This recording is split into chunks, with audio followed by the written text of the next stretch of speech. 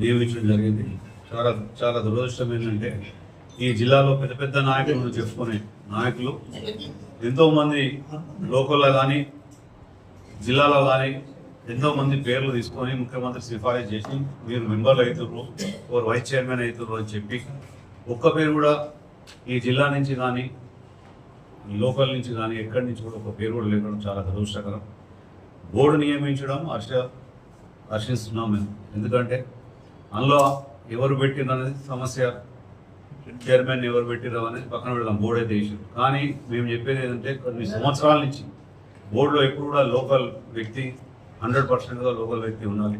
దాన్ని మార్చి పూర్తిగా ఇక్కడ జిల్లాలో నాయకులు కానీ ఇక్కడ జిల్లాలో ఉన్న కాంగ్రెస్ నాయకులు కానీ ఆ ట్రస్ట్కి సంబంధించిన యాదగిరిగుట్ట భక్తులకే కానీ ఎవరు కూడా అందుబాటులో లేని వ్యక్తులు లేడం చాలా దురదృష్టకరం.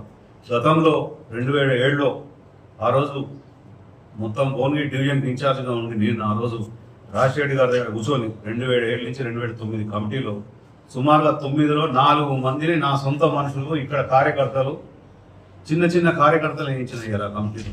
అది ఎందుకు చెప్తున్నానంటే వాళ్ళకి ఇంట్రెస్ట్ ఉంటుంది, ఇక్కడ పనిచేస్తారని చెప్పి ఆలోచనతో చేస్తా ఉన్నాం.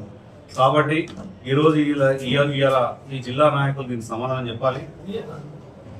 ముఖ్యంగా ఎమ్మెల్యే విపుల మంది తిరుగుతూ ఉంటారు, ఒకరు ఎమ్మెల్యే అని తిరుగుతుంటారు, మంత్రి అని తిరుగుతుంటారు, ప్రజలకు ఏం సమాధానం చేస్తారని చెప్పి నేను అడుగుతా ఉన్నా.